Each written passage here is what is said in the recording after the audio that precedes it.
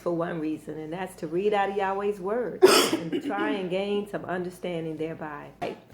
My sisters, we're going to deal with a little bit of history and a little bit of, like I said, that we continue in the class on the tabernacle and the importance of the tabernacle, how things were arranged, how the things that the high priest did, Yahshua did. And he is still doing, because he became an everlasting priest for us. Mm-hmm. And so I wanted to kind of deal with some of the stuff in the law. And it's difficult reading, but if you don't read the law, you can never, ever understand the letters that the brothers wrote in the what's called the New Testament. You just can't. Mm-hmm. So it is important that we deal with the law and the prophets so that the letters that these brothers wrote about Yahshua comes alive, and it ingrains us, and it makes the whole book totally complete. Because Yahweh is not a man that he should lie like man, right? Yeah. All right, so let's deal with this thing. Let's first deal with Numbers, chapter 22. And this will be our devotional reading, but it's going to set up some of the things that we're going to be talking about tonight, including the tabernacle, how the tabernacle was surrounded by the tribes, when each tribe had to move first, how they camped around the tabernacle, how the Levites moved in between the tribes, all of that good stuff. And if you don't understand that, the priesthood, the what do you call that thing? The ephod? No, is that the ephod? Breastplate. The breastplate, yes. The breastplate that the priests wore with those gems in it. And then you look, they represented the 12 tribes. And then you look at the new city, Jerusalem. They had all those gems representing the 12 tribes. And you got to match that stuff up. So we may not get there tonight. We will get there, though. So bring these back next week, and we'll finalize this class, okay? But let's start reading in Numbers chapter 22. Now, this is a popular story, but there's some gems in this chapter that people don't ever talk about. This is when the king of Moab went and hired a soothsayer to curse the children of Israel as they were coming out of the land of Egypt. Now, Moab, remember, Abraham had a nephew who he raised as his son, who was Lot. Lot had two sons by his daughters. One was Moab, the other was Ammon. And they were totally jealous, and they hated Israel. But we were near kin, if you will. So this is about the Moabites who had hired this prophet for hire to curse Israel. And let's see what happened with this story.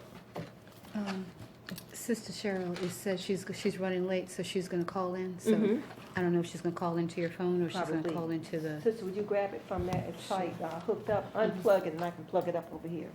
Okay, Sister Johanna, you feel like reading for me?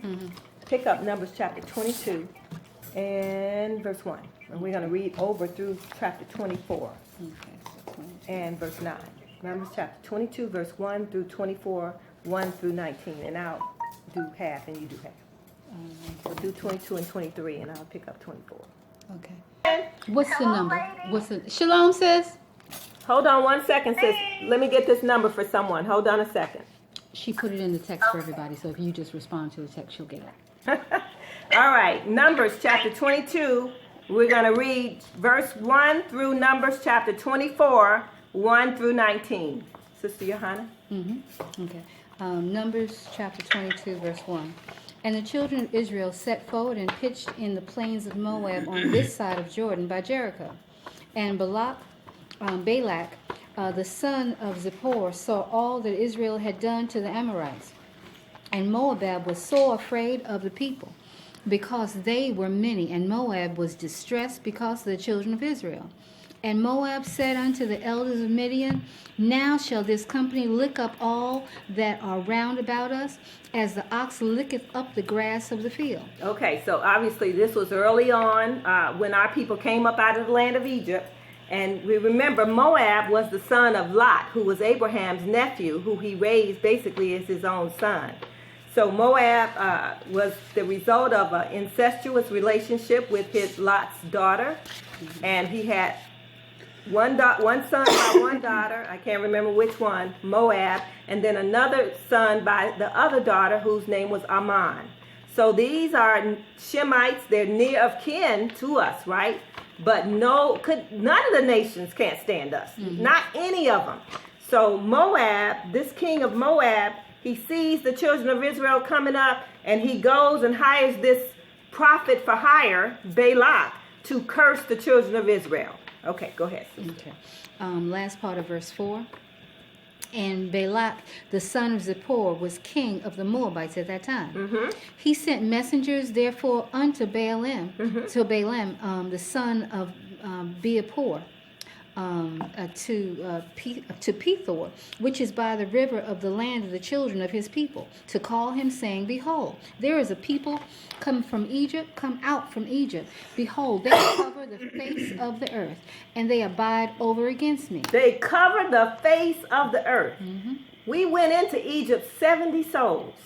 We came out a huge multitude. And we're going to get into that a little bit more, because before the giving of the law to man could no longer number the people, Yahweh took number of all of the people of Israel, especially the men that were 20 years old and upward, because they had to go to war. It was about the war. So we're going to read all of that because it's important in terms of how the 12 tribes of Israel were centered and covered the tabernacle. Okay? All right, go ahead, my sister. Verse 6. Come now, therefore, I pray thee, curse me this people, for they are too mighty for me. Peradventure I shall prevail, that we may smite them, that I may drive them out of the land. For I wot that he whom you bless is blessed, and he whom you curse is cursed. So this is like a false prophet, right? Yes. He's hired him to curse the children of Israel. He said, for I wot, in other words, for I know that he whom you bless is blessed, and he whom you curse is cursed. Okay? That's what he thinks. Right. Okay, go ahead, sister. Verse 7. And the elders of Moab and the elders of Midian departed with the rewards of divination in their hand. And they came unto Balaam and spake unto him the words of Balak. They came with the rewards of divination. In other words, they paid him to divine or conjure up a curse against the children of Israel. So y'all know that they didn't worship no kind of ways the God of Israel, right? Okay, go ahead. Verse 8. And he said unto them, Lodge here this night, and I will bring you word again. As Yahweh shall speak unto me, the princes of Moab abode with Balaam. And Elohim came unto Balaam and said, What men are these with thee? And Balaam said unto Elohim, Balak the son of Zippor, king of Moab, hath sent unto me, saying, Behold, there is a people come out of Egypt, which covereth the face of the earth. Come now, curse me them, peradventure I shall be able to overcome them and drive them out. Now, Yahweh is the Elohim of all flesh, right? And Israel, he said that with the sons of men does he have pleasure to dwell with, right? Now, Yahweh throughout the scriptures has used men of other nations to do his bidding. Always. And one Gentile, Cyrus was a Gentile. Cyrus was the one who allowed the children of Israel to return back to the land of Israel from the 70 years Babylonian captivity. So Yahweh chooses who he wants to do what he wants. And that's just it. So we're going to see this. Even though this was a prophet for hire, normally he divined whatever he wanted to. The Most High was dealing with him right here. Okay. Verse 12. And Elohim said unto Balaam, You shall not go with them. You shall not curse the people, for they are blessed. For they are blessed. How can you curse the blessed people? Okay, go ahead. Verse 13. And Balaam rose up in the morning and said unto the princes of Balak, Get you into your land, for Yahweh refuses to give me leave to go with you. And the princes of Moab rose up, and they went unto Balak, and said, Balaam refuses to come with us. And Balak sent yet again princes more and more honorable than they. And more money. Go ahead. And they came to Balaam and said to him, Thus saith Balak the son of Zippor, Let nothing, I pray thee, hinder thee from coming unto me. For I will promote thee unto very great honor, and I will do whatsoever you say unto me. Come therefore, I pray thee, curse me this people. And Balaam answered and said unto the servants of Balak, if Balak would give me his house full of silver and gold, I cannot go beyond the word of Yahweh my Elohim to do less or more. Now therefore I pray thee, tarry ye also here this night, that you may know what Yah, that I may know, that I may know what Yah will say unto me more. And Elohim came unto Balaam that night and said unto him, if the man come to call thee, rise up and go with them. But yet the word which I say unto thee, shall you do. Okay, so you see how it's interchanging the word Yah. It says, and Yah said this, and then it says, and Elohim came into Balaam, right? So that's how you know that it's talking about the son of Yah who's physically talking to this man, right? Okay. Verse 21. Not so much the angel yet. Right. The physical son of Yah speaking to this man, what thus saith Yahweh, though. Okay, go ahead. And Balaam rose up in the morning and saddled his ass and went with the princes of Moab. And Elohim's anger was kindled because he went, and the angel of Yah stood in the way for an adversary against him.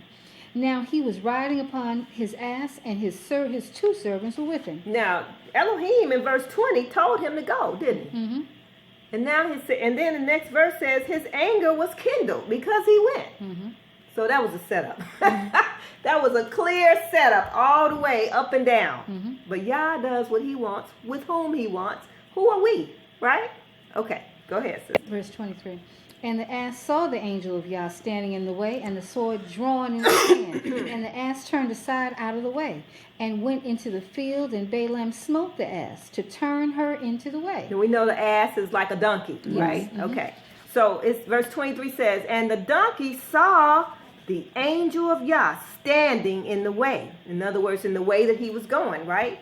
And the angel's sword was drawn in his hand. But the ass turned aside out of the way and went into the field. So he got out of the road that they traveled on and went into the field. And that angered Balaam, right? Okay, verse 24. But the angel of Yah stood in the path of the vineyards, a wall being on his side and a wall on that side. So the angel went into the field, right? Okay, go ahead. And when the ass, the donkey, saw the angel of Yah, she thrust herself into the wall and crushed Balaam's foot against the wall. And he smote her again. Because the ass saw the angel, the man didn't. Okay. And the angel of Yah went further and stood in a narrow place where there was no way to turn either to the right hand or to the left. And when he saw the ass... And when the ass saw the angel of Yah, she fell down under Balaam, and Balaam's anger was kindled, and he smote the ass with a staff. So the ass was trying to maneuver around the angel when she could, right? Or he. But this was a narrow, straight place. She couldn't go nowhere. She just fell down. I know I ain't going that way. Right. Right? So she just fell down, and the brother just started beating up the ass, right? Okay, go ahead. Verse 28. And Yahweh opened the mouth of the ass, and she said unto Balaam, what have I done unto thee that you have smitten me these 3 times? And Balaam said unto the ass, because you have mocked me, I would there were a sword in mine hand, for now I would kill you. And the ass said unto Balaam, am I not thine ass, upon which you have ridden ever since I was thine unto this day? Was I ever wont to do so unto thee? And he said, no. Then Yahweh opened the eyes of Balaam, and he saw the angel of Yah standing in the way, and his sword drawn in his hand, and he bowed down his head and fell flat on his face. Praise Yah. So this brother sitting here talking to a donkey, right? The donkey's mouth was open, and he talked. Just like in the beginning, the snake's mouth was open and he spoke, right? Only it was Lucifer that opened the serpent's mouth, right? Yah opened this donkey's mouth to speak. But Balaam spoke right back to him. It wasn't nothing, was it? Okay, go ahead, sister. Verse 32. And the angel of Yahweh said unto him, wherefore have you smitten thine ass these 3 times? Behold, I went out to withstand thee, because thy way is perverse before me. And the donkey saw me and turned from me these 3 times, unless she had turned from me, surely now also I had slain thee and saved her alive. So somewhere in between Yahweh through Elohim telling him to go with these people and him literally going, something had to happen. Because Yahweh, why would he tell him to go and then be upset that he's going? Something had to happen. I don't know. I'm not even going to speculate, but you can tell by what Yahweh is saying here through Elohim. He said, if the ass hadn't turned these 3 times, surely I'd have slain you. Because there's perverseness in you. So something had to happen. Did he take the money that they gave him? I don't know. But something had to happen to turn Yahweh against Balaam, right? Okay, go ahead. Verse 34.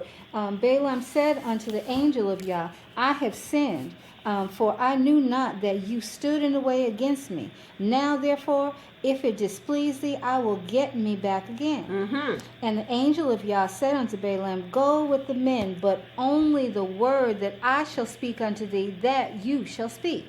So Balaam went with the princes of Balak, and when Balak heard that Balaam was come, he went out to meet him unto a city of Moab, which is in the border of Arnon, which is in the utmost coast. Now perhaps, based on what verse 35 said, perhaps Yahweh did this to make sure that man was only going to say what he wanted him to say. That experience with the donkey talking and the angel, him seeing that angel with the sword drawn, that was enough to keep him on the straight and narrow. Because he said, surely perverseness is in you, right? So maybe it was just that he wanted to, one last time to show his power so that man could go and do exactly what Yah wanted him to say. Perhaps. Okay, go ahead. Verse 37. And Balak said unto Balaam, Did I not earnestly send unto thee to call thee? Wherefore camest you not unto me? Am I not able indeed to promote thee to honor? And Balaam said unto Balak, Lo, I am come unto thee. Have I now any power at all to say anything? The word of Yah, of Elohim, put in my mouth, that shall I speak. And Balaam went with Balak, and they came unto Kirth Hathhuzoth. And Balak offered oxen and sheep, and sent to Balaam and to the princes that were with him. And it came to pass on the morrow that Balak took Balaam and brought him up into the high places of Baal. So now you know who they were offering these sheep and these animals to. Baal, right? And go and look up Baal. He was an ancient god, basically a fertility god, and that's who the gods of the Canaanites worship. And they called him Lord. Capital L, capital O, capital R-D, which means basically master. And that's why they replaced the name Yah or the Tetragrammaton in the scriptures, and then they put in what? Lord. And in the book of Hosea, Yahweh said, You shall no longer call me Lord, right? Master, but you shall call me Father, right? Because I'm taking that name of Lord out your mouth. Now, believe it or not, Lord is not a name. But ask any Christian, what's God's name? And what are they going to say? Lord or God? They don't even know the difference. And we've read where there is a difference between Lord and God. So you got to understand that Yah has a name. And that Tetragrammaton was 4 letters that represented the name of Yah. Lord just means master. So the one thing, if you can say that was, taken out of the scripture, but it wasn't because Satan or the white man has done it. Yah himself said, you shall know my name, right? You got to find his name. You got to search for his name. Because the masses of the people, they don't know it because they want to believe the lies that Lucifer has placed out on the earth. So as part of being the saint and part of being the called of Yah is opening of your eyes so you can see Yah. You can see the sun, and you can see the physical sun of the 12 tribes of Israel, and you can begin to what? Turn around, walk anew, and call upon the name of the Master, who is Yah, our Elohim. Praise Yah. Make sense? Okay. Yes. Praise Yah. Okay. Let me see. So I think I'll start at 41 again. And it came to pass on the morrow that Balak took Balaam and brought him up into the high places of Baal, that thence he might see the utmost part of the people. The utmost part of the children of Israel. Remember, he said the children of Israel was like, they were massive in number, right? You got to curse these people because I can't overcome them. There's too many of them. I'll pick up 23. Okay. And chapter 23, verse 1. And Balaam said unto Balak. Now, Balaam is the prophet, the false prophet, or in this case, he's the prophet of Yah. And Balak is the king of Moab. And I know they sound alike. That's why I wanted to update you all on who's who. And Balaam said unto the king Balak, build me here 7 altars, and prepare me here 7 oxen and 7 rams. And Balak did as the prophet Balaam had spoken. And Balak and Balaam offered on every altar a bullock and a ram. And Balaam said unto Balak, stand by your burnt offering, and I will go. Peradventure Yahweh will come to meet me, and whatsoever he showeth me, I will tell you. And he went to an high place. And Elohim met with Balaam, and he said unto him, meaning Balaam said unto Elohim, I have prepared 7 altars, and I have offered upon every altar a bullock and a ram. And Yah put a word in Balaam's mouth and said, return unto Balak, and thus shall you speak. And he returned unto Balak, and look, Balak stood by his burnt sacrifice, he and all the princes of Moab. And he took up his parable and said, Balak, the king of Moab, hath brought me from Aram, out of the mountains of the east, saying, come, curse me, Jacob, and come, defy Israel. How shall I curse whom Elohim have not cursed? Or how shall I defy whom Yahweh have not defiled? For from the top of the rocks I see Jacob, and from the hills I behold him. Lo, the people shall dwell alone, and shall not be reckoned among the nations. Praise Yah. Who can count the dust of Jacob, and the number of the 4th part of Israel? Let me die the death of the righteous, and let my last end be like his. Amen. And Balak said unto Balaam, what have you done unto me? I took you to curse mine enemies, and behold, you have blessed them all together. And Balaam answered and said, must I not take heed to speak that which Yah hath put in my mouth? And Balak the king said unto him, come, I pray you, with me to another place, from whence you may see them, that you shall see but the utmost part of Israel, and shall not see them all, and curse me them from there. And he brought him into the field of Zophim, to the top of Pisgah, and built 7 altars, and offered a bullock and a ram on every altar. And I'm going to skip down to verse 19. So he went to another place, and he did the same thing. Built 7 altars, offered all these offerings, right? To Baal. Verse 19. I'm going to pick it up at 18. Actually, the end of 17. And Balak said unto him, what have Yah spoken? And he took up his parable and said, rise up, Balak, and hear. Listen unto me, you son of Zippor. Elohim is not a man that he should lie, neither the son of man that he should repent. Has he said, and shall not he do it? Or has he spoken, and shall not he make it good? Now, sisters, y'all can carry that all the way up to this time. And this was written in 1452, before the time of the Mashiach. We know that 2,000 years have passed since then, right? So, honey, I mean, believe me, if we don't have faith that Yahweh's word is true, we may as well go on and close up the book and go on out there and boogie. Because we don't have no salvation coming.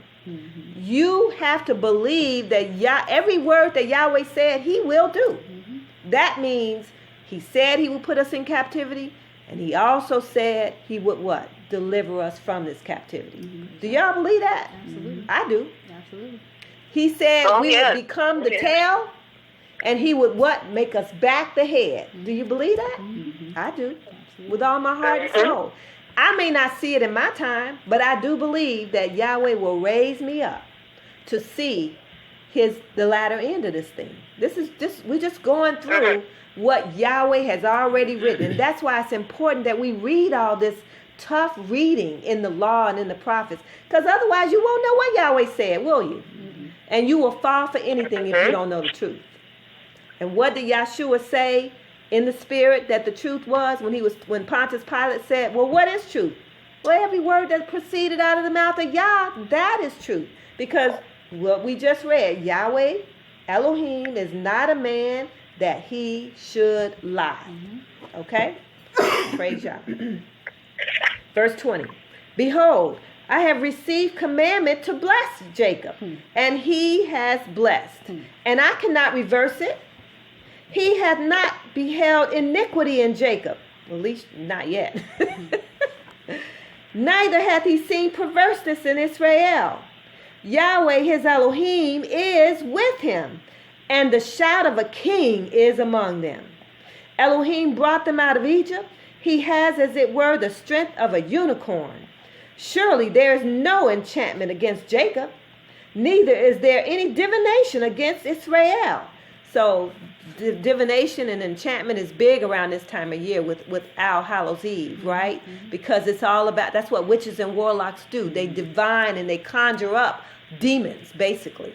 And so this time of the year, it's a mighty spirit that goes on in the earth. And I just want to bunker down from this time all the way past their whole New Year's, because it's all about demonic spirits from October 31st all the way through, again, their so-called New Year's. So we got to understand what they're all about. Who's the maker of a lie? Satan. He's the father and maker of a lie.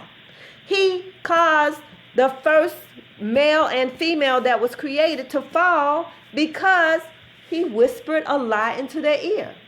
And so Yahweh, even in the so-called in the letters of the New Testament, said what? He said, Jacob, Israel is going to fall because they're going to believe the lie. And not just us, the whole world believes the lies that Satan has conjured up and put out here in the earth. And if you don't believe it, just open your eyes and look around now that Halloween is coming up. Look how they've already decorated their lawns with all this demonic stuff. From witches and warlocks to spiders and webs and ghosts and goblins and dead people. And it's just amazing. Graves and bones and all kinds of evil stuff. So you got to realize that lie is strong. And the whole world has gone after it, except those who heard the truth. And why have we heard the truth? Because Yahweh opened our eyes.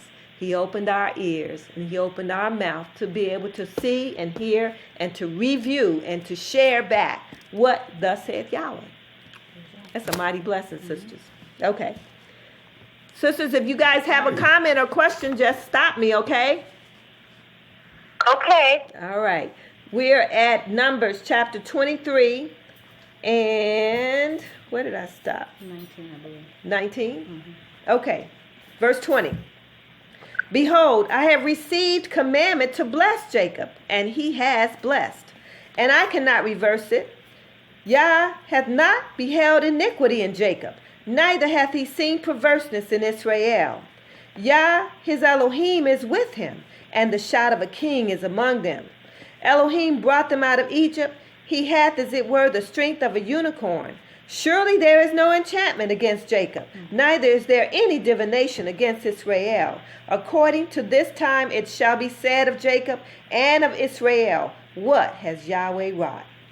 Behold, the people shall rise up as a great lion, and lift himself as a young lion. He shall not lie down until he eat of the prey, and drink the blood of the slain. And Balak said unto Balaam, don't curse them or bless them at all. Just shut up. Just shut the hell up, because you're making this thing even worse, right? Okay, verse 26.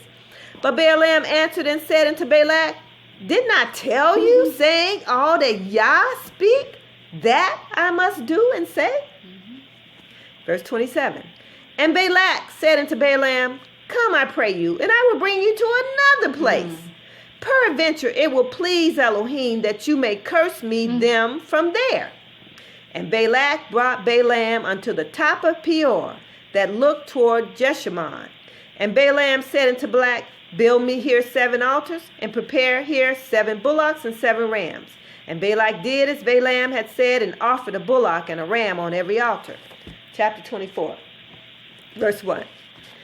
Excuse me. And when Balaam saw that it pleased Yahweh to bless Israel, he went not, as at other times, to seek for enchantments, but he set his face toward the wilderness.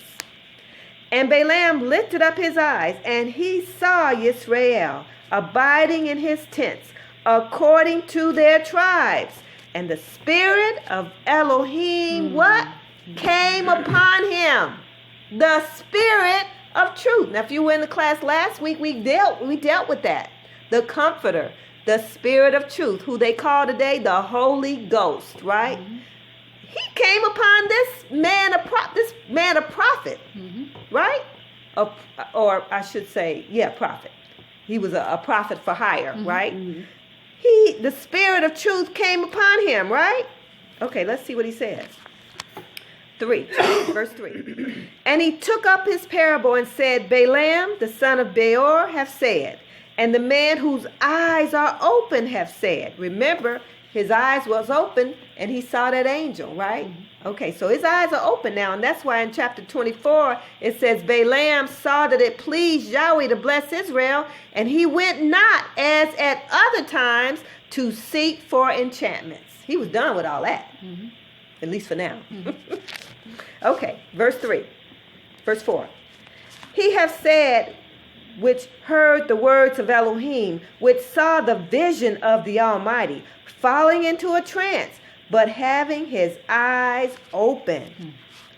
How goodly are your tents, O Yaakov, and your tabernacles, O Israel.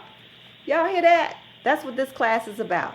The tabernacle of Israel and the tents of the tribes of Israel that surrounded the tabernacle, right?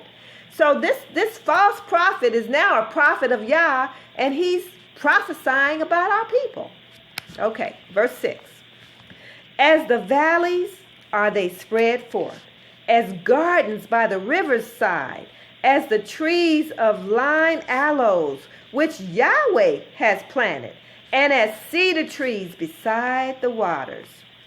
Jacob shall pour the water out of his buckets, and his seed shall be in many waters, and his king shall be higher than Agag, and his kingdom shall be exalted.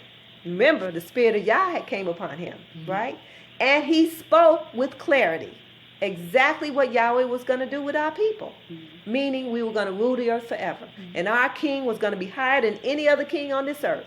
Okay, verse 8. That's why they call Yahshua what? Adonai of Adonais and King of Kings. And he's going to reign on the earth, reign over all the kings of the nations for 1,000 years. Okay, praise Yah. Verse 8. Elohim brought him forth out of Egypt. Brought him, meaning Jacob. Brought Jacob forth out of Egypt. He hath, as it were, the strength of a unicorn. He shall eat up the nations, his enemies, and shall break their bones, and pierce them through with his arrows. Jacob couched. He lay down as a lion, and as a great lion. Who shall stir him up? Blessed is he that blessed Jacob, and cursed is he that cursed thee. And where else was that written? He told Abraham, Your seed, in your seed shall all the nations be blessed. Blessed is he that bless you, and cursed is he that cursed you, Abraham. Right? And in verse 8 too, also, when it says break their bonds and pierce them through, that's what the Messiah, what they were trying to do to the Messiah, was trying to break his bonds. Right. And Not they knowing did. that he would raise and be forever and ever, and he would come back, not as the lamb that was slaughtered, but as a roaring lion, right? The lion of the tribe of Yehudah, the son of David, the son of Yah. So that's what we got to look forward to. And it's never going to change. And the nations don't want you to know this. That's why they keep you out of this law and the prophets. Okay. What verse am I? 9. Verse 9. For from the top of the rocks I see Yaakov, and from the hills I behold him. So it's nowhere that King Balak could have taken Balaam, could he have not seen the children of Israel. We were that many in number coming up out of Egypt. Okay. Verse 9 again. For from the top of the rocks I see Jacob, and from the hills I behold him. You jump back to 23. 24 and 9. Oh, we read that already? I'm sorry. That was good, though. Again. Forgive me, you guys. So we're at 24 and what? 9? Okay. Okay, verse 9. He couched, he lay down as a lion, and as a great lion. Who shall stir him up? Blessed is he that bless you, and cursed is he that curse you. And Balak's anger was kindled against Balaam, and he smote his hands together. And Balak said unto Balaam, I called you to curse my enemies, and behold, you have altogether blessed them these 3 times. Therefore now flee you to your place. I thought to promote you unto great honor, but look, Yahweh hath kept you back from honor. And Balaam said unto Balak, Spake I not also to your messengers which you sent unto me, saying, If Balak will give me his house full of silver and gold, I cannot go beyond the commandment of Yah, to do either good or bad of my own mind. But what Yahweh saith, that will I speak. And now, behold, I go unto my people. Come therefore, and I will advertise you what Jacob shall do to your people when? In the latter days. In the end of this thing. Not at that time. And we did subdue Moab, and we went and we conquered all that land and went into what we call Canaan land. But Moab, Ammon, and Edom are the ones that's ruling in our land right now. So it's not until the return of the Mashiach when they will be put down, and we will take our rightful place. All right, praise Yah. That's as far as I wanted to go right here, my sisters. Now, we're going to pick up a little bit more about this lion, right? So he says what? In chapter 23 and verse 9, it says, now it talked about a great king, right? His kingdom shall be exalted. And it says in verse 9, he couched, he lay down as a lion, and as a great lion, who shall stir him up? Blessed is he that blessed you, and cursed is he that curses you, right? Okay, so let's see who this lion is. Let's go to the book of Genesis, chapter, I think it's 50. 49. Genesis, chapter 49, actually.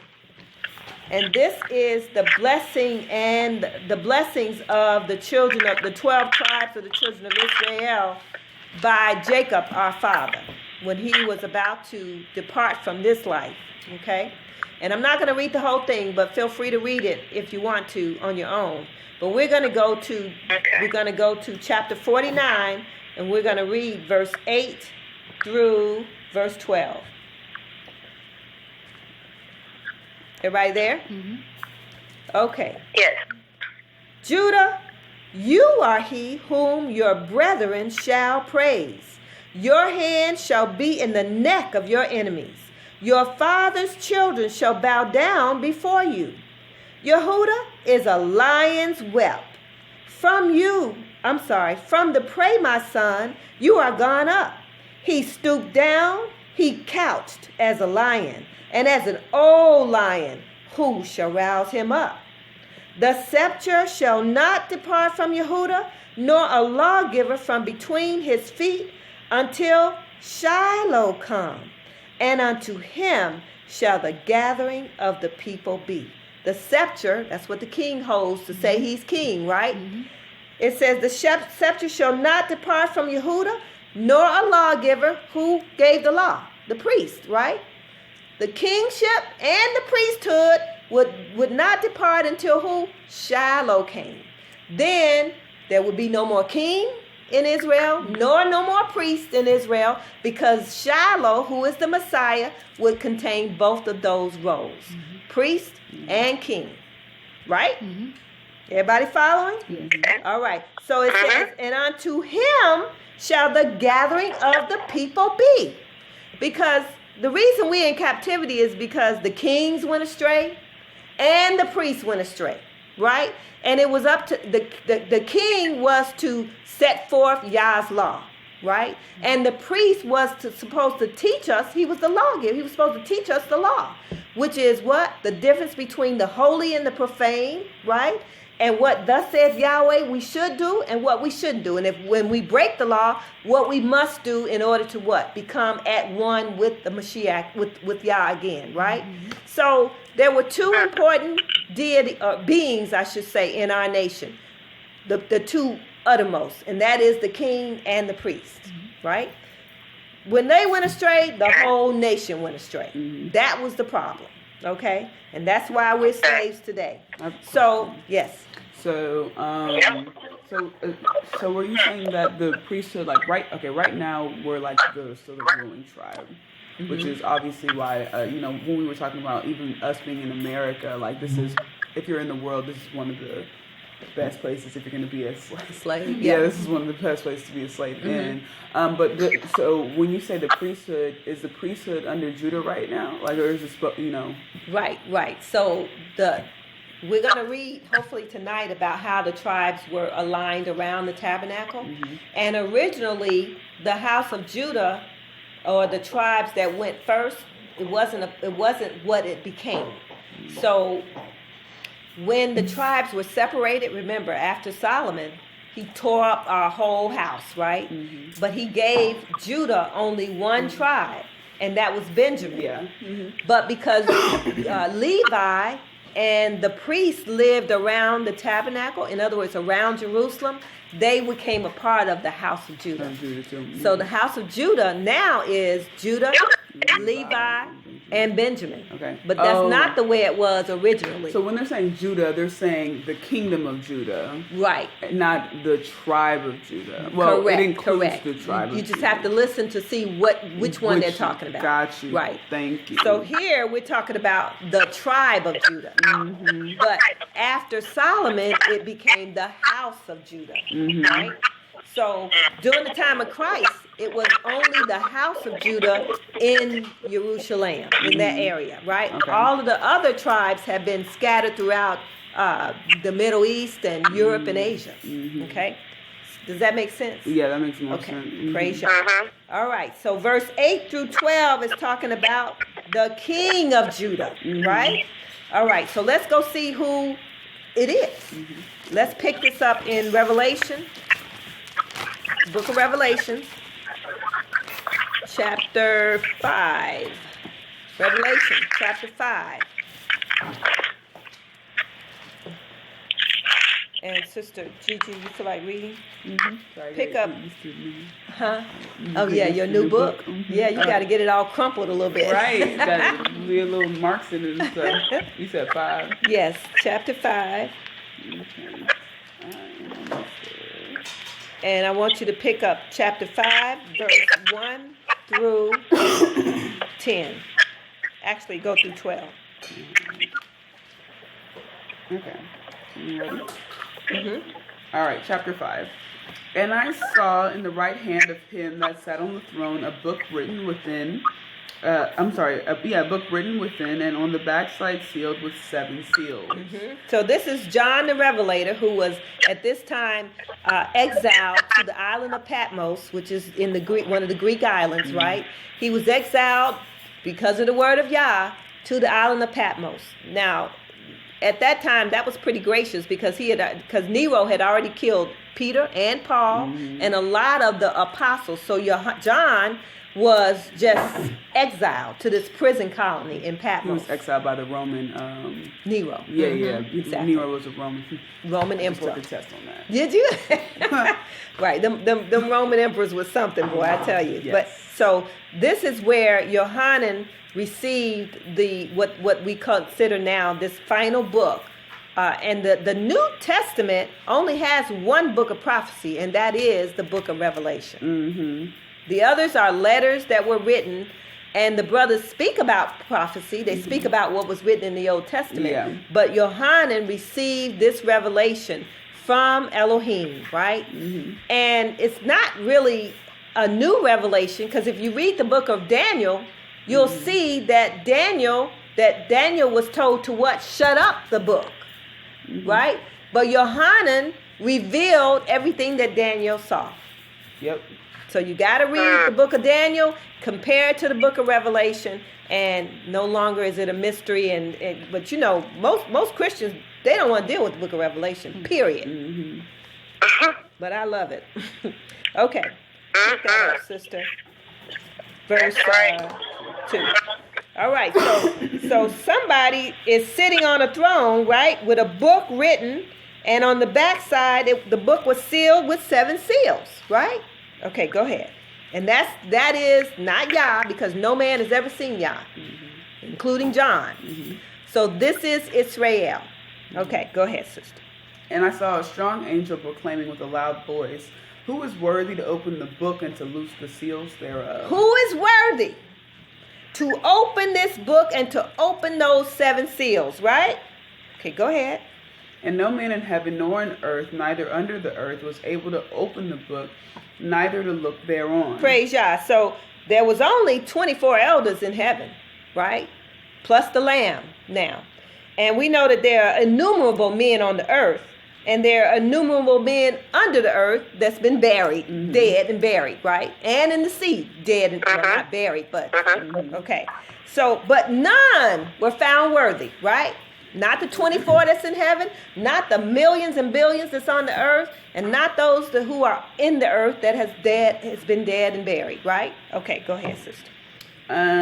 Verse 4. And I wept much because no man was found worthy to open and to read the book, neither to look thereon. So Yohanan said, I wept much, right? He's seeing all this. He saw 24 elders. He saw Elohim sitting on the throne. Then he said, the angel proclaimed, who's worthy?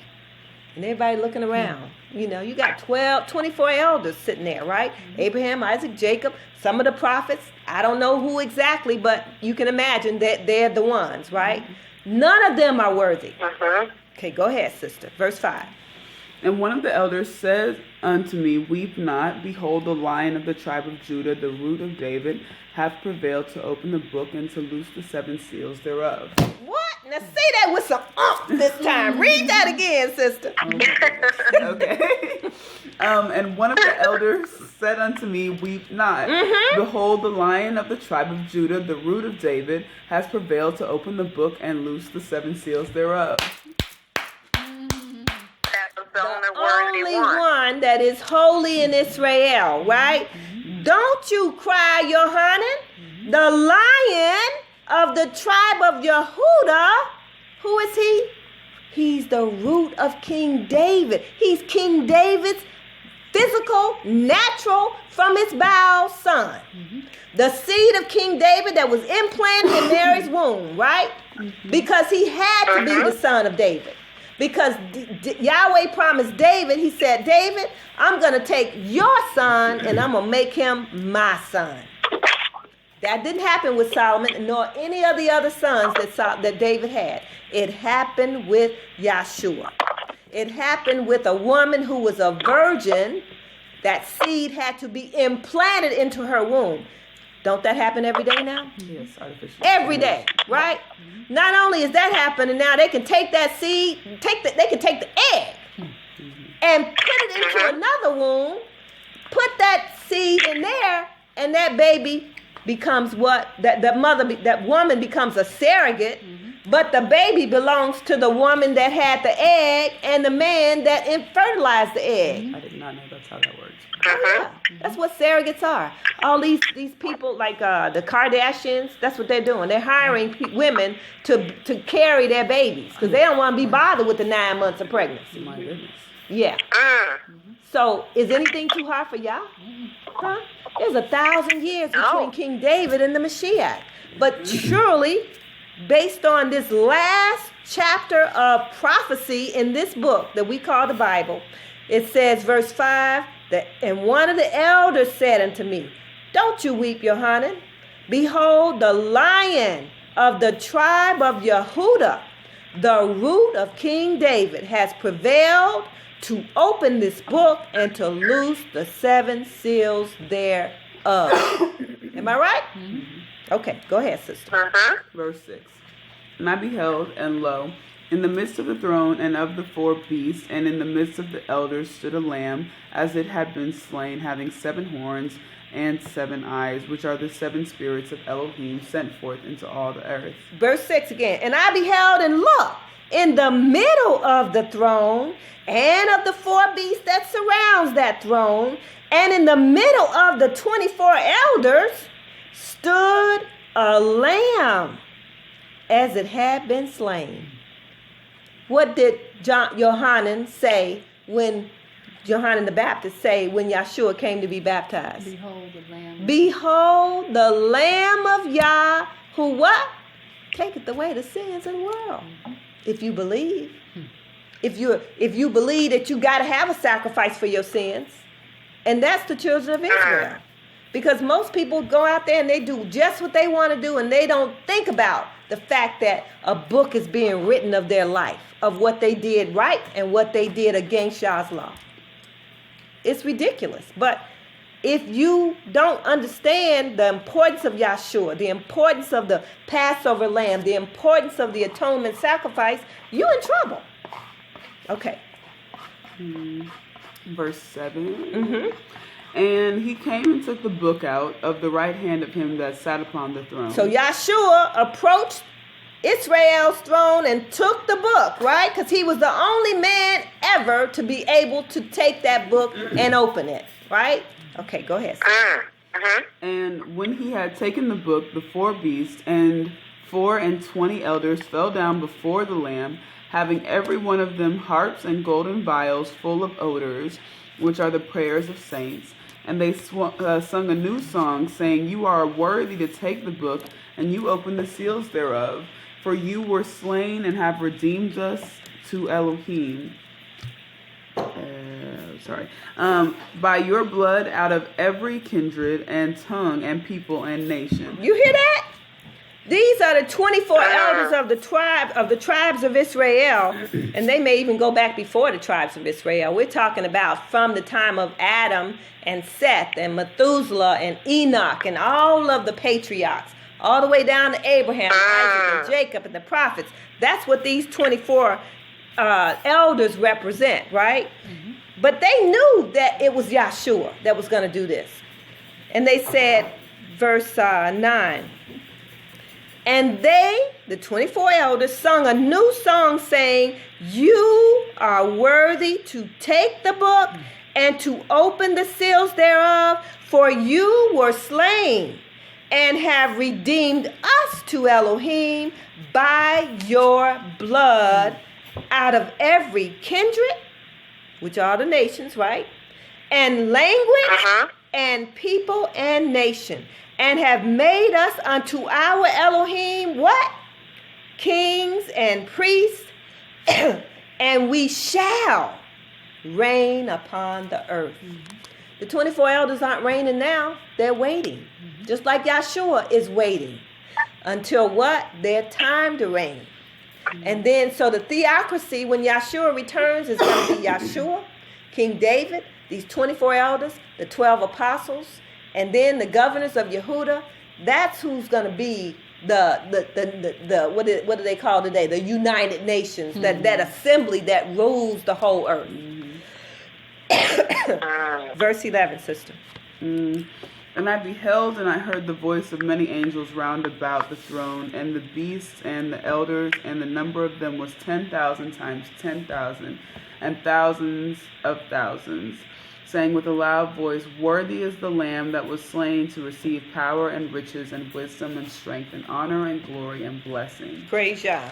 Go ahead, sister. And every creature which is in heaven and on earth and under the earth, and such as are in the sea, and all that are in them, heard I saying, Blessing and honor and glory and power be unto him that sits upon the throne.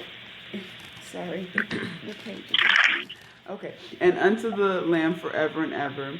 And the 4 beasts said, Amen. And the 24 elders fell down and worshipped him that lives forever and ever. Praise Yah, hallelujah. And the one who they worship that live forever and ever is not Yahshua. It is the Almighty. Right? So in verse 13 it says, every creature which is in heaven and on the, now remember, you saw the creatures that were in heaven in verse 11. And I beheld and I heard the voice of many angels round about the throne, and the beast, which are the 4 beasts that surround the throne, and the elders, 24. And the number of them were 10,000, which are the angels, times 10,000 and thousands of thousands. That's 1 trillion angels. 1 trillion angels. Saying with a loud voice, Worthy is the Lamb that was slain to receive power, to receive. Remember, he won't receive that until he comes back and becomes Lord of Lords and King of Kings on the earth. So worthy is the Lamb who was slain to receive power and riches and wisdom and strength and honor and glory and blessings. And every creature which is in heaven, when he receives this power, not right now, and on the earth and under the earth, and such as are in the sea, and all that are in them, heard our saying, Blessing and honor and glory and power be unto him that sitteth upon the throne, and unto the Lamb forever and ever. And the 4 beasts said, So let it be. That's what the word Amen means, right? And the 24 elders fell down and worshipped him that liveth forever and ever. Praise Yah. Hallelujah. Let's go quickly to chapter Isaiah, chapter 8.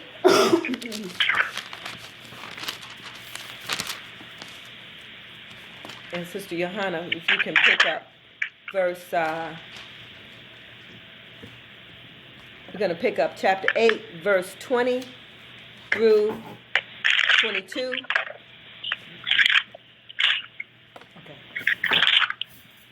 Actually, pick it up at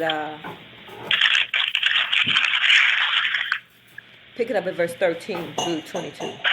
Isaiah chapter 8, 13 through 22. And then I want you to go to chapter 9, verse 6 through 8. So Isaiah chapter 8, verse 13 through 22, through chapter 9, verse 6 through 8. Verse 13.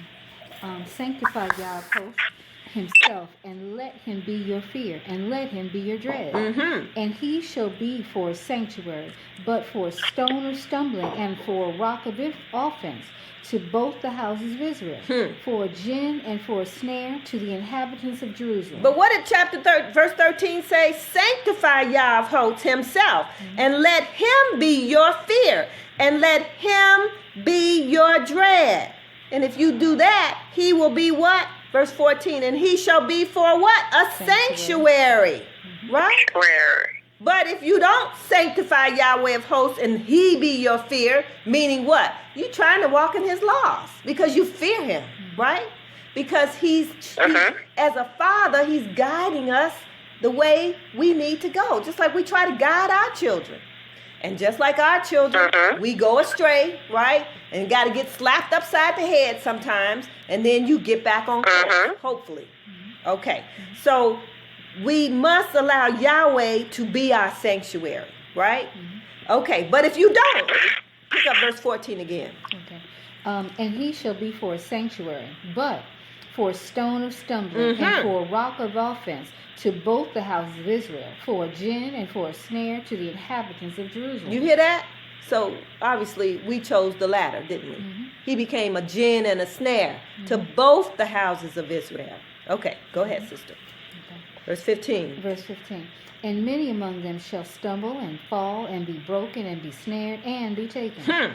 Bind up the testimony, seal the law among my disciples. And many among Israel, both the houses of Israel, shall what? Stumble and fall and be broken and be snared and taken. But bind up the testimony and seal the law among my what? Disciples, my saints, the ones who what? Hunger for my word, fear my word, right? Hunger to walk in his ways. Disciples, this word, they only associated now with the New Testament, but here it is in the Old Testament, right? And it's saying what? Bind up the testimony and seal Yahweh's law among my followers, my believers, right? Those that fear me, to walk in my law. Okay, go ahead, sister. Verse 17.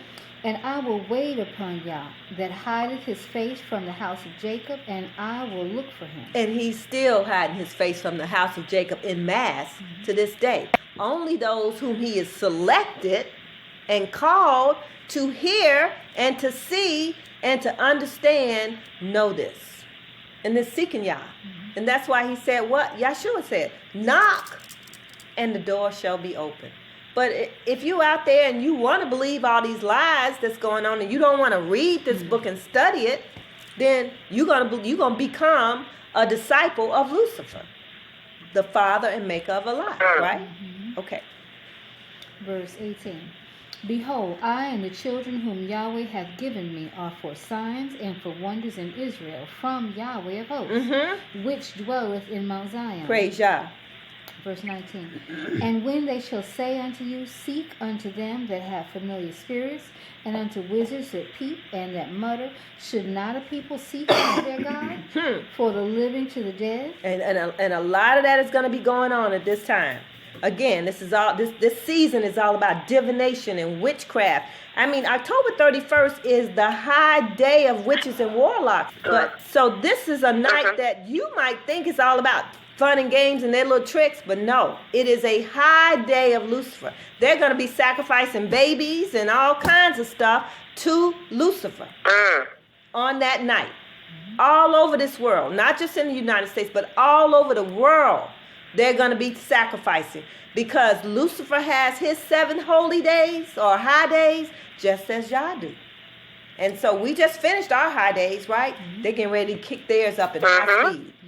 Okay, so be careful, sisters. Watch yourself because it's going to be all around you. And folks will want you to participate in that mess. But do not participate because they are Lucifer's high days. Okay? Praise Yah. Verse 19. And when they say unto you, seek unto them that have familiar spirits, and unto wizards that peep and that mutter, should not a people seek unto their God for the living to the dead? To the law and to the testimony. If they speak not according to this word, it is because there is no light in them. And they shall pass through it, hardly be stead and hungry, and it shall come to pass that when they shall be hungry, they shall fret themselves and curse their king and their God and look upward. And they shall look unto the earth and behold trouble and darkness, dimness of anguish, and they shall be driven into darkness. And that's what's happened to our people and to the whole world. But verse 20, it says what? To the law and to the testimony. If they don't speak according to this word, they don't have no light, which is Yah, right? So you got to know what the law and testimony says in order to know if what that person is saying to you or the book they telling you to get into is the truth, right? Okay, quickly, we're going to come back here, but I want to go to Revelation chapter 13 real quick. Chapter 12. Revelation chapter 12. because you got to understand, Lucifer is seeking like a roaring lion those who may become his disciples. He wants to have, and he is going to have more than y'all. Because what did Yahshua say? Wide is the gate that leadeth to destruction, and many there be that go in thereby. And narrow is the gate that leads to what? Everlasting life. And few there be that what? Find it. Seek it. That want it with all their heart and soul, right? It's like a gem, and that's one of the parables. It's like a gem that was hidden in a field. You got to go search for it. And if you're not searching for it, you got a problem. That means what? Reading in your book, searching and seeking understanding of this book. Because I don't care how long you've been in this word, you're going to read something that you have no clue about, including me and all of us, right? It's bigger than us. And our understanding is so feeble and so low compared to the Most High. We'll forever be learning. And he still will not have revealed to us his mighty things, right? Praise Yah. Revelation, I'll pick this up. Chapter 12, I'm going to read one verse, verse 17. Revelation, chapter 12, verse 17. And the dragon was wroth with the woman and went to make war with the remnant of her seed. Now, who is the woman? Israel, the 12 tribes of Israel, right? And in chapter 12, verse 1, it says, there appeared a great wonder in heaven, a woman clothed with the sun and the moon under her feet, and upon her head a crown of 12 stars. And she, being with child, cried, travailing in birth and pain to be delivered. And there appeared another wonder in heaven, and behold, a great red dragon, having 7 heads and 10 horns and 7 crowns upon his head. And his, meaning the dragon's, tail drew the third part of the stars of heaven, and did cast them to the earth. And the dragon stood before the woman, which was ready to be delivered, for to devour her child as soon as it was born. The woman, meaning the 12 tribes, Yehuda was specifically the one that bore the child, meaning the Messiah, right? And as soon as that baby was born, wasn't Herod after it? Didn't they have to run and flee to Egypt so that he wouldn't be destroyed? And so this was not Herod's doing, this was Lucifer. This was Lucifer after this child. Verse 5. And the woman brought forth a man-child, who was to rule all nations with a rod of iron. And her child was caught up unto Yah and to his throne, or Elohim and to his throne. We just saw where that child stood before the throne, and he was able to take that book, right? And he was caught up when he was resurrected from the dead. Okay. Then there was war in heaven, blah, blah, blah. But verse 17, going back to that, it says, and the dragon was angry with the woman, not all the nations, the 12 tribes of Israel, and went to make war with the remnant of her seed. Remnant, what is that? It's the tail end, isn't it? That's us, y'all. We the tail end of this thing. And he is making war with us through religion, through education, through politics, through all of the mechanics of these the prison houses. That's how he's making war with us. Not to mention allowing the police and all of that to kill us off at will, right? And the armies and all that stuff went to make war with the remnant of her seed, but specifically those who what? Keep the commandments of Yah and have the testimony of Yahshua, the anointed one. We just read about the commandments, and it said to the law and to what? The testimony. So not only do we have to deal with the law, but we have to deal with what, when Israel came and embodied Yahshua, what did he tell us, right? How did he make the law plain? What did he do to make the law come alive in terms of us no longer having to deal with animal sacrifices and the temple in the physical nature, but himself being not only the high priest, but the sacrifice for the tabernacle and for the children of Israel. So we have a new high priest, and that is Yahshua, right? Okay, so we're going to end tonight, and then next week we're going to get into the law. I thought we'd get into it tonight, but this stuff has to precede it all. So we're going to end tonight in Hebrews. We're going to pick up a little bit of what we dealt with last week, but it's necessary when we talk about Yahshua being not only the high priest now, but also the sacrifice. Okay, now remember we read in Genesis that Yehuda would be the lawgiver. He's that lion, right, of the tribe of Yehuda.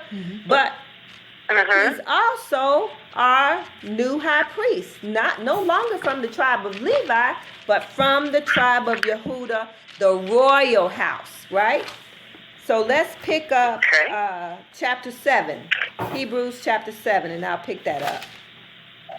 We're going to pick up Hebrews chapter 7, I'm going to pick up verse 1 through 3, and then we're going to skip to verse 11. Cool, thanks.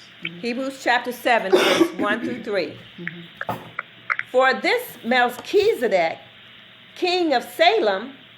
Now, does anybody know what Salem is, or where Salem is? Right. Yeah.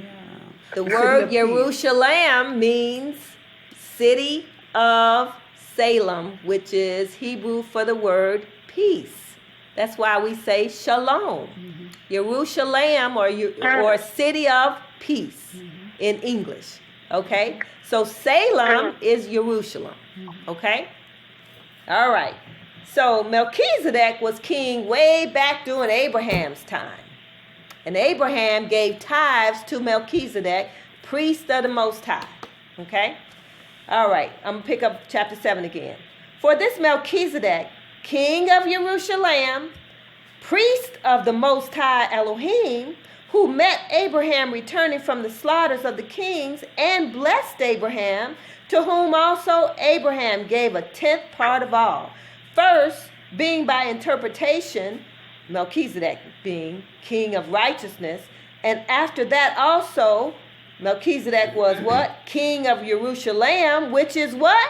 King of peace. King of shalom in Hebrew, right? Or Jerusalem, city of peace. Okay. Verse 3, without father, without mother, without descent, having neither beginning of days nor end of life, but made like unto the Son of Elohim, abideth a priest continually. All right. Okay, let's get into this now. Who is this Melchizedek, and how did Christ become a type of Melchizedek? All right, chapter 7, verse 11. If therefore perfection were by the Levitical priesthood, for under it the people received the law, what further need was there that another priest should rise after the order of Melchizedek, and not be called after the order of Aaron? For the priesthood being changed, there is made of necessity a change also of the law. For he of whom these things are spoken, meaning Yahshua, pertaineth to another tribe. And what tribe did Yahshua come from? Judah. We just read he was what? The lion of the tribe of Judah, the root of King David, right? Okay, verse 13. For Yahshua, of whom these things are spoken, pertain to another tribe, of which no man gave attendance at the altar, because Judah wasn't the Levites, right? Verse 14. For it is evident that our Adonai sprang out of Yehuda, of which tribe Moses spoke nothing concerning priesthood. And it is yet far more evident, for that after the similitude of Melchizedek, there arise another priest, who is made not after the law of a carnal or a physical commandment, but after the power of what? An endless life. That's why Yahshua had to what? Raise from the dead. So he can become our high priest in heaven, making intercessions before Yah and Satan, taken up for us right now. Just like the priest had to go into the tabernacle to present these dead animals' blood to what? Make intercessions for himself, his family, for the tabernacle, and for the children of Israel. If it weren't for that, none of us would have any hope, because none of us can keep the law, especially in this captivity. We might go to our jobs, and somebody that just went and touched a dead body might touch you, and you won't even know it. That don't make you guiltless from his law, do it? Therefore, we have to have what? An intercession, because everything that's being done in your life is being written down.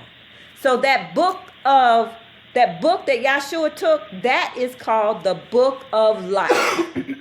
You want your name to be written in that book. But you also have your own book, your own record, right? So the things that you do, if Yahshua is not your intercessor, your name will not be in that book of life. There's no way. Because you don't understand the importance of sacrifice, the law, Yahshua being high priest and intercessor. If you don't understand that, how can your name be written in the book of everlasting life? Excuse me. Yes. Sister Tamar, didn't you just say if somebody go to a funeral and they touch me, I'm just as not clean as they are? Correct. Okay. How is that? I didn't go to the funeral. Nope, you didn't. But because they have no knowledge of the law and what they should do to cleanse themselves and to set themselves apart, and they have touched the dead body or they've walked on a grave, then anybody that they touch, they're unclean too, ceremoniously. Right? Because that's just the way it is. But when we get into the law, we'll see all of that. So that's what I mean by, so that's, there are sacrifices that was made by the priest for ignorance. So you didn't do it willingly. You didn't know that you had done any sin, right? So that's why we have to have an intercessor, because you had no idea that happened. Let's take another point. You know, we eating all these box foods, and they had some swine, every kind of chemical name that could be, right? I heard they put it in the vaccine, like in the flu shots. Yeah. And our people take them like crazy, right? The flu shots. They're in these box foods hidden with chemical names that we don't understand and we don't have time to look up. We just eat it. But Yahweh said, don't you eat it and don't you even touch his dead carcass, right? But we done it without knowledge, through ignorance, right? So there is sacrifices that has to be made by the high priest for your ignorance that you've broken Yah's law. That's what I mean by none of us can keep the law, especially in our captivity, right? So we have to know the importance of our high priest. He stands daily making intercessions for what?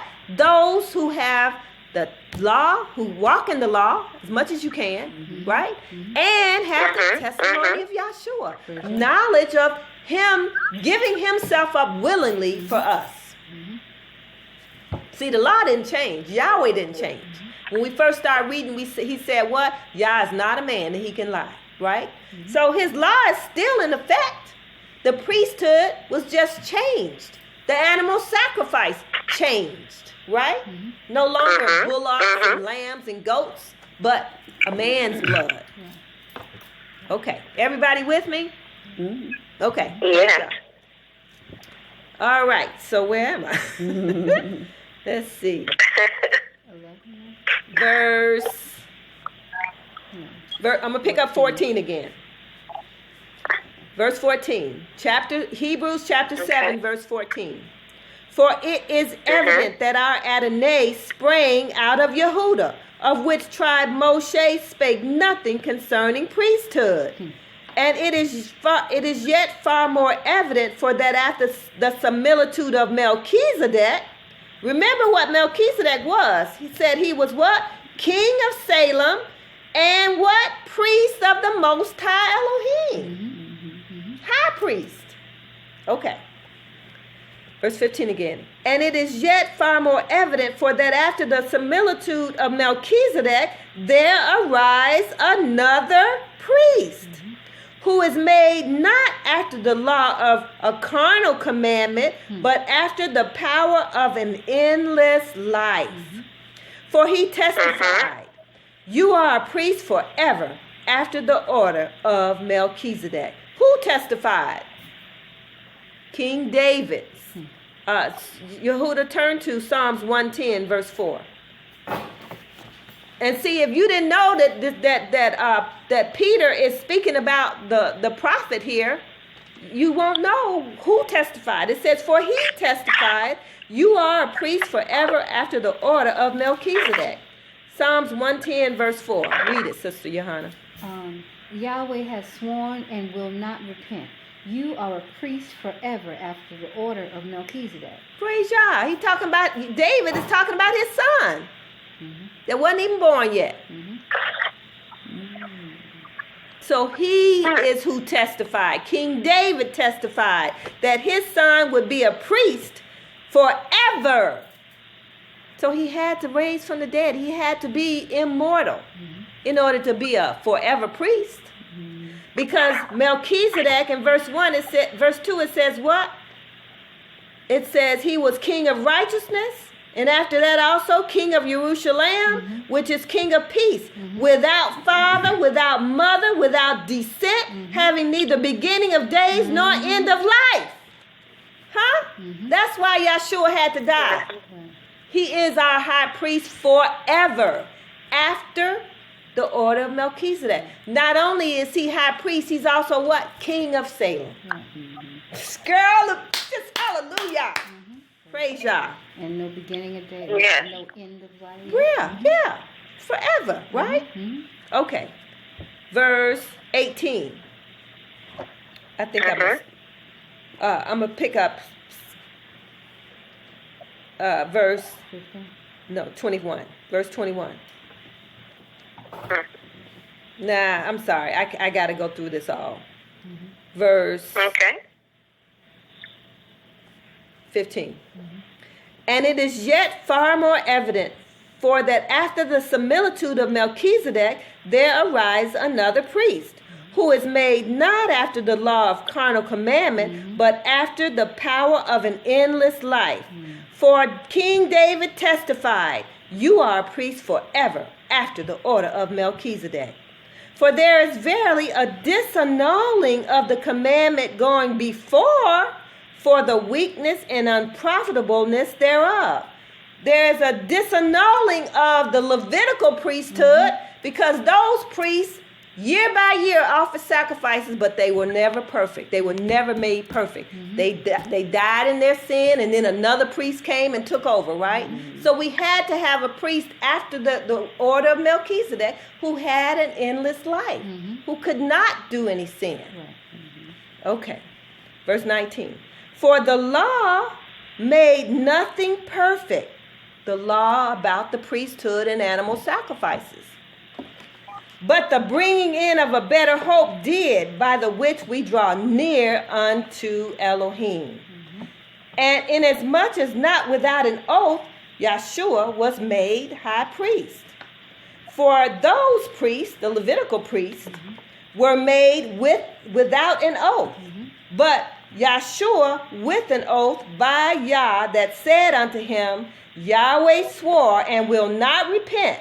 You are a priest forever after the order of Melchizedek. And we just read that in Psalms 110. Okay, verse 22. By so much was Yahshua made a surety of a better covenant. And they truly, meaning the Levitical priests, were many priests, because they were not suffered to continue because they died. But this man, Yahshua, because he continues forever, has an unchangeable priesthood. Wherefore, Yahshua is able also to what? save them. To what? The uttermost that come unto Yah by Yahshua, seeing he ever lives to make what? Intercession for them. For such a high priest became us, who is holy, harmless, undefiled, separate from sinners, and made higher than the heavens, who need not daily, as those Levitical high priests, to offer up sacrifice first for his own sins and then for the children of Israel's, for Yahshua did once when he offered up himself. For the law, meaning the law of the priesthood and the animal sacrifices, make men high priests which have infirmities. But the word of the oath, which was since the law, made Yahshua, who is consecrated forevermore. Chapter 8, verse 1. Now of the things which we have spoken, this is the sum. We have such a high priest, who is set on the right hand of the throne of the majesty in the heavens, a minister of the sanctuary and of the true tabernacle, which Yahweh pitched and not man. For every high priest is ordained to offer gifts and sacrifices, wherefore it is necessary that Yahshua have somewhat also to offer. For if Yahshua were on earth, because when this was written, he was already resurrected from the dead. This was in 64 AD. He rose from the dead in 33 AD. So this is 31 years later, right? And Peter is saying, for if Yahshua were on the earth, he wouldn't be a priest. Why was that? Because he's not from the Levitical order. And the Levitical order, the Sadducees and the Pharisees, those were your priests. They were still in the temple making those sacrifices at this time. So if Yahshua had been on earth, he would not be a priest.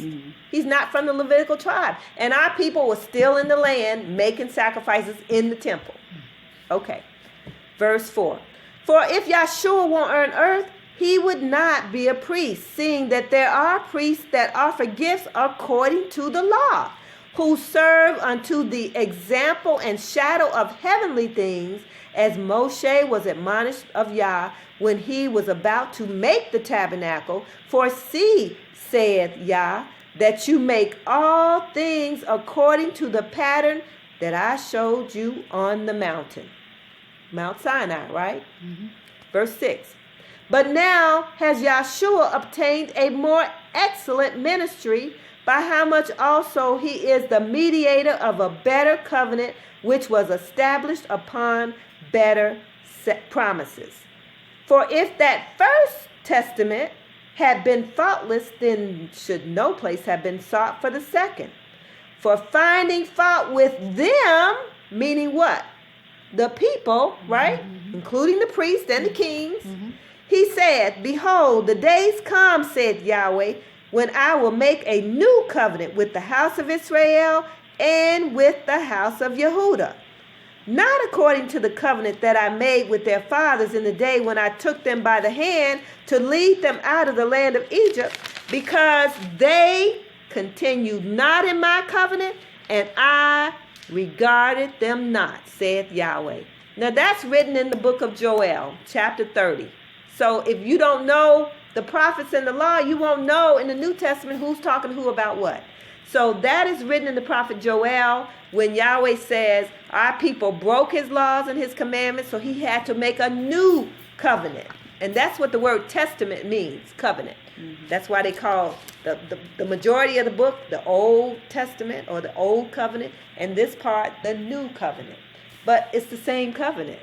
And he's making it with the same people, the people that he brought out of Egypt. Okay? Verse 10. For this is the covenant that I will make with the house of Israel. After those days, saith Yahweh, I will put my laws into their mind and write them in their hearts. And I will be to them a Elohim, and they shall be to me a people. And they shall not teach every man his neighbor and every man his brother, saying, Know Yahweh, for all shall know me, from the least to the greatest. For I will be merciful to their unrighteousness, and their sins and their iniquities will I remember no more. And that he said, a new covenant. He hath made the first covenant old. Now that which decayeth and wax old is ready to vanish away. Praise Yahweh. I'm not going to go any further than that, sisters, because we got to get into the rest of this next week.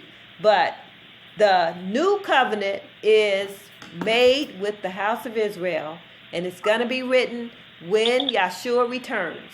We're starting to receive of that new covenant, right? But Yahweh is going to write in our hearts and in our minds as a nation his laws. And that happens when Yahshua becomes King of Kings and Adonai of Adonais on the earth. We will have those of us who are living during that time, we're going to go through another cleansing, right? And that's that final cleansing, so that this covenant can be enjoined to us. So thank you, sisters. I hope you got a little bit out of next week. So try to be here so y'all can get these handouts, and we'll get into how the tribes were situated, the number of the tribes, who moved first, how the breastplate of the high priest represented the 12 tribes, and we're going to take that right on up to the new covenant, or the new millennium, with the new city, Jerusalem, coming down after the new millennium. So it's a lot that we got to cover. All right. Any questions or comments, sisters? Yes. Ooh, good stuff. Good stuff. All right. Praise God.